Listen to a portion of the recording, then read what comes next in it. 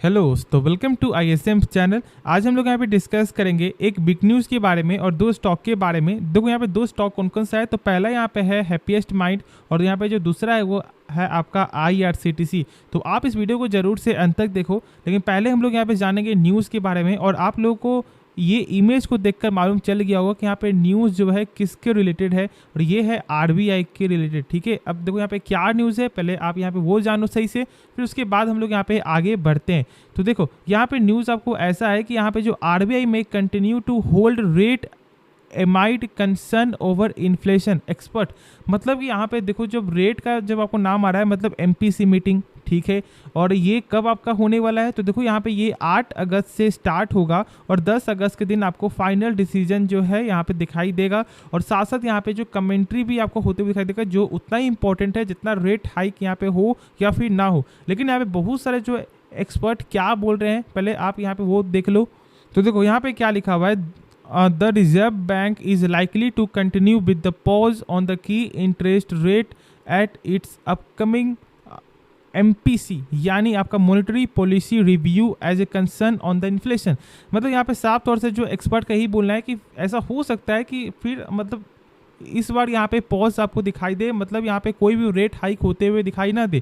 लेकिन देखो यहाँ पे सेम जो है जानते हुए देखो ये आपका क्या है, ये है आपका अनुमान, ठीक है। और ऐसा नहीं कि बस यहाँ पे सारे लोग आपको सेम बोलेंगे कि ठीक है यहाँ पे नहीं होगा। बहुत लोग ऐसा हो सकता है कि आपको ये बोले कि हाँ यहाँ पे रेट हाइक आपको हो सकता है, क्योंकि यहाँ पे जानते हो कि भाई आपका FOMC में क्या हो रहा है, लगातार आपको रेट हाइक होते हुए दिखाई दे रहा है। तो इसलिए मेरे हिसाब से आप लोग को एक चीज़ ज़रूर से ध्यान देना है कि 10 तारीख इंपॉर्टेंट डे है, ठीक है। और जो लोग खास तौर से यहाँ पे आप जो ट्रेडिंग करते हैं तो फिर उनके लिए इसके बारे में नॉलेज होना चाहिए, जो मैंने आपके साथ यहाँ पे अभी शेयर कर दिया है।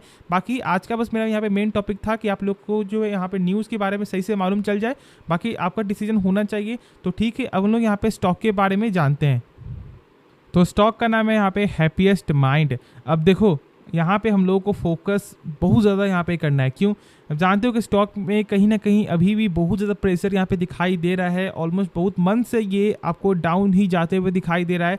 और देखो जब इसका यहाँ पे Q1 का नंबर कब आएगा पहले आप यहाँ पे जान लो। तो यहाँ पे 8 तारीख को मतलब 8 अगस्त के दिन इसका यहाँ पे नंबर आते हुए दिखाई देगा। और यदि यहाँ पे नंबर सही आता है और यदि यहाँ पे गाइडेंस यदि सही आता है तो फिर कहीं ना कहीं यहाँ पे आपको तेज़ी देखने को मिल सकता है। लेकिन यदि ऐसा नहीं होता है तो फिर ज़रूर प्रेशर बनते हुए दिखाई दे सकता है। और जो इसका सपोर्ट है वो भी मैं आपके साथ यहाँ पे शेयर करूँगा। अब देखो एक चीज़ यहाँ पे जान लो कि यहाँ पे फैक्ट क्या है ना, कि यदि गाइडेंस सही आता है तो भी यहाँ पे आपको प्रेशर यहाँ पे आपको हो सकता है, और यदि यहाँ पे गाइडेंस नहीं भी आता है सही तो भी यहाँ पे आपको प्रेशर हो सकता है। वैसा क्यों? मैंने क्या बोला था आपको स्टार्टिंग में, ऑलमोस्ट 3 से 4 दिन पहले, ठीक है, मैंने क्या बोला था कि यदि इन्फोसिस का यहाँ पे जैसे गाइडेंस आपको ख़राब आता है तो मतलब यहाँ पे सारा जो दबाव आपको पड़ जाता है ये कि जब यहाँ पे इन्फोसिस का जब गाइडेंस यहाँ पे कट कर रही है कंपनी, तो फिर यहाँ पे TCS का और यहाँ पे और भी जो बड़े बड़ी कंपनी का आपको जो विप्रो का उनका यहाँ पे गाइडेंस क्यों नहीं कट हुआ, ठीक है। और इसलिए यहाँ पे अब ये एक दाव आ जाता है कि भाई यदि हैप्पीएस्ट माइंड का यदि गाइडेंस कट हो रहा है तो भी प्रेशर तो यहाँ पे रहेगा, और यदि सही भी आता है तो भी प्रेशर रहेगा कि जब यहाँ पे इन्फोसिस जैसी एक बड़ी कंपनी ने यहाँ पे गाइडेंस कट किया तो फिर यहाँ पे हैप्पीएस्ट माइंड क्यों गाइडेंस यहाँ पे कट नहीं कर रहा। तो एक सवाल यहाँ पे उठ सकता है।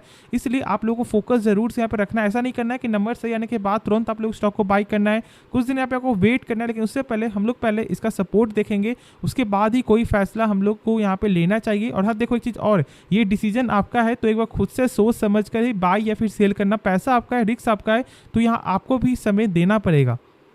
तो देखो यहाँ पे अभी जो सपोर्ट आपको जो है ना 909 का दिखाई दे रहा है, मतलब ऑलमोस्ट यहाँ पे 910 का यहाँ पे ऐसा हम लोग बोल सकते हैं। क्योंकि देखो स्टॉक कहीं ना कहीं यहाँ पे 1 महीने से यहाँ पे सस्टेन करते हुए दिखाई दे रहा है, तो ये एक इंपॉर्टेंट सपोर्ट ही बन रहा है। और देखो स्टॉक जब यहाँ पे ऊपर जाने की कोशिश कर रहा था ना तो ये ऊपर नहीं जा पा रहा था। जैसे यहाँ पे आपको जो ब्रेकआउट होता है तो फिर ये आपको एक अच्छा लेवल भी दिखाई दिया, मतलब 900 से 1000, तो एक अच्छा यहाँ पे 10% प्लस यहाँ पे गेन हुआ है।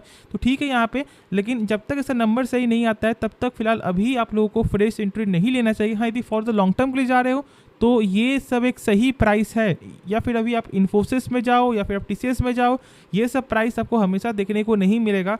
तो अभी फिलहाल 2 सेक्टर डिस्काउंट पैसे मिल रहा है, आईटी हो गया या फिर आप ऐसा बोल दो कि यहाँ पे हो गया केमिकल भी, क्योंकि केमिकल में भी आपको 30-30% का जो यहाँ पे डिस्काउंट आपको मिल रहा है।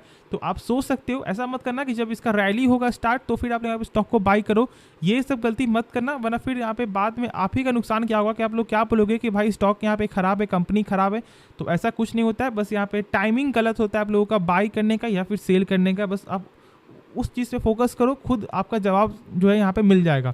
अब चलो, इसके बारे में मैंने बहुत सारे वीडियो में आपको बताया कि यहाँ पे हैप्पीएस्ट माइंड कैसी कंपनी, गजब कंपनी है। कुछ यदि हम लोग बेसिक भी जाने, देखो एक बार यहाँ पे कंपनी का जो है 27% का दिखाई देता है आरओसी, यानी कि रिटर्न ऑन कैपिटल एम्प्लॉयड। मतलब जो भी कंपनी अपने ऊपर पैसा लगा रहा है, जैसे कि मान लो 100 रुपये की कंपनी लगा रही है, तो उसका वही 100 रुपये 1 साल बाद यहाँ पे हो जा रहा है 127 रुपया, क्योंकि यहाँ पे 27% का जो है ग्रोथ दिखाई दे रहा है, और ये एक गजब का नंबर है किसी भी कंपनी का।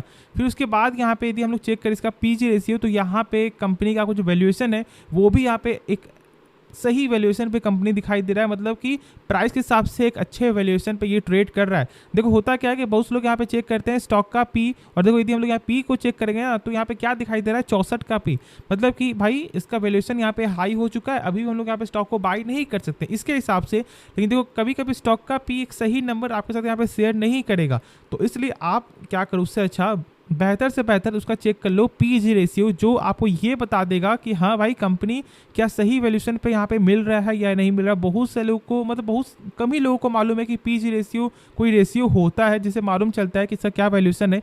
तो इसलिए अभी ये एक सही वैल्यूएशन पे मिल रहा है, या फिर लोग ऐसा बोलते हैं कि एक अच्छा यहाँ पे ये बेटर अपॉर्चुनिटी भी दिखाई दे रहा है। तो एक बार खुद से सोच समझ कर लेना फैसला। बाकी यदि आप इसके बारे में पूरा जानना चाहते हो, पूरा यहाँ पे फुल फंडामेंटल का वीडियो, तो एक बार आप यहाँ पे चेकआउट कर सकते हो प्लेलिस्ट, जिसमें आपको मिल जाएगा। ठीक है, तो आप टाइम निकाल के देख सकते हो, और आज संडे भी है तो आपके पास ज़रूर से टाइम होगा अभी, तो ठीक है देख लेना, वरना आप ही का यहाँ पे नुकसान हो सकता है। तो अब हम लोग यहाँ पे नेक्स्ट स्टॉक के बारे में जानते हैं। तो स्टॉक का नाम है यहाँ पे IRCTC। अब देखो यहाँ पे कुछ दिनों से जो है ना गेन दिखाई दे रहा है भाई, यहाँ पे 5 दिन के अंदर कंपनी ने 3% का यहाँ पे गेन दिखाई दिया है, मतलब यहाँ पे दे रहा है रिटर्न। और क्या अभी हम लोग यहाँ पे स्टॉक को बाई कर सकते हैं? तो हम लोग यहाँ पे सपोर्ट तो जानेंगे ही, लेकिन साथ साथ एक चीज़ आप और भी जान लो कि जो लोग यहाँ पे जानना चाह रहे हैं कि अब ये स्टॉक टूट यहाँ पे चुका है, कब ये आगे बढ़ेगा, कब ये आपको सही होगा, ठीक है, कभी आगे बढ़ेगा, ये तो डाउट आपका हमेशा से रहता ही है। लेकिन आप एक चीज़ यहाँ पे आप जान लो ना कि देखो अभी फोकस हम लोग यहाँ पे कहाँ पे कर रहे हैं, IRFC हो या फिर आपका यहाँ पे RBNL हो, ठीक है। लेकिन एक चीज़ आप गौर करो कि जब यहाँ पे 400 वंदे भारत जब आपका हो जाएगा, ठीक है, जो अभी बहुत ही कम है, आपको 20 से भी कम का आंकड़ा दिखाई दे रहा है, ऑलमोस्ट हम लोग ऐसा बोल सकते हैं कि यहाँ पे आपको 15 से भी कम आंकड़ा है। तो यहाँ पे उसके बाद क्या होगा, तो 400 वंदे भारत के बाद सारा जो यहाँ पे सेल होगा, जो सारा जो कैटरिंग का बिजनेस होगा, ठीक है, वो यहाँ पे IRCTC को ही मिलने वाला है और फ़ायदा इसी को होगा। साथ साथ यहाँ पे आपका जो डाटा जो सेलिंग करने के मामले में भी आप जानते हो कि फिलहाल ऐसा रिपोर्ट भी आते हुए दिखाई दे रहा था।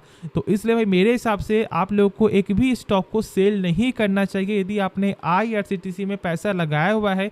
और देखो यदि आपका बैंक लेवल 900 है, 1000 है, तो आप यहाँ पे एवरेज करो। अक्सर लोग गलती क्या करते हैं ना कि वो आपको ये सोच लेते हैं कि भाई कंपनी आगे नहीं बढ़ेगी, हम लोग यहाँ पे एक भी पैसा नहीं डालेंगे, और जब ये आगे बढ़ना स्टार्ट होगा और जब इसका लेवल 800 आएगा तो फिर आप लोग यहाँ पे मिस करोगे कि काश मैं आपको बाई कर लेता। अब देखो आपको यहाँ पे तो ये तो नहीं हुआ कि भाई कंपनी का फंडामेंटल बहुत ही खराब है, कंपनी का पैसा यहाँ पे डूब जाएगा, या फिर ऐसा तो नहीं हुआ कि स्टॉक का प्राइस यहाँ पे चला जाएगा 150-200, ये तो नहीं हो सकता है ना ज़्यादातर, क्योंकि चांस तो बहुत ही कम है।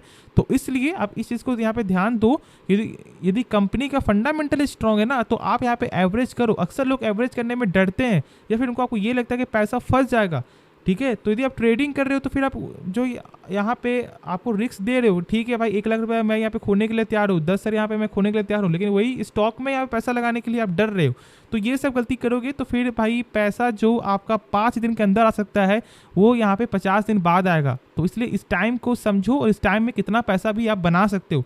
अब चलो ठीक है, अब इसके बारे में मैंने थोड़ा ज़्यादा आपको बता दिया। बहुत से लोग यहाँ पे ऐसा लग रहा होगा कि आप क्या बोल रहे हो, लेकिन यही फैक्ट है और आपका यही सच्चाई है। तो इसलिए फोकस ज़रूर से करना, क्योंकि मैंने IRCTC के बारे में आपको बताया हुआ है कि कंपनी का फंडामेंटल यहाँ पे स्ट्रॉन्ग है। शर्तें बस एक ये सरकारी कंपनी जो हमेशा से डर बना हुआ रहता है कि सरकार का कब यहाँ पे कौन सा फैसला आ जाएगा, बस यहाँ पे यही एक थोड़ा आपको निगेटिविटी है। बना दी ये आपको प्राइवेट कंपनी होती तो आज जो इसका प्राइस जो यहाँ पे आपको मिल रहा है ना 652 का, मतलब यहाँ पे स्टॉक स्प्लिट होने के बाद भी मैं आपको बात कर रहा हूँ, ये जो अभी 652 मिल रहा है ऐसा हो सकता है जो इसका प्राइस आपको डबल से भी ऊपर होता।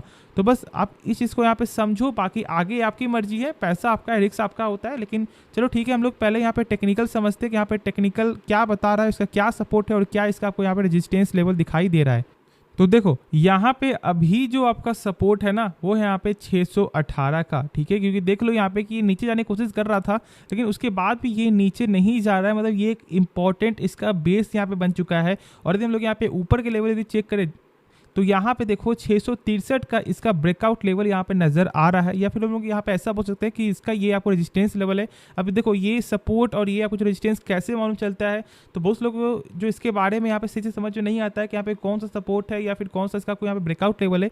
तो देखो आपको खुद ही चार्ट को देखकर मालूम चलेगा कि स्टॉक जो है ना ऊपर जाने के लिए कोशिश कर रहा था कि ठीक है हम लोग यहाँ पे क्रॉस करेंगे, लेकिन कहीं ना कहीं यहाँ पे इसे मिल जाता है आपको क्या, आपको रिजेक्शन, ठीक है, और ये नीचे आता है। फिर देखो यहाँ पे ये नीचे गया, फिर ये ऊपर जाने की कोशिश किया, ठीक है, फिर नीचे, फिर ऊपर जाने की कोशिश कर रहा है, नीचे ऊपर, लेकिन जैसे ही अभी इसका जो लेवल यहाँ पे आपको ब्रेकआउट, देखो अभी भी यहाँ पे ब्रेकआउट आपका ये हुआ है, लेकिन क्लोजिंग जो है ना वो अभी भी इसका यहाँ पे वीक दिखाई दे रहा है, क्योंकि इसके नीचे क्लोजिंग ये आपको दिखाई दे रहा है।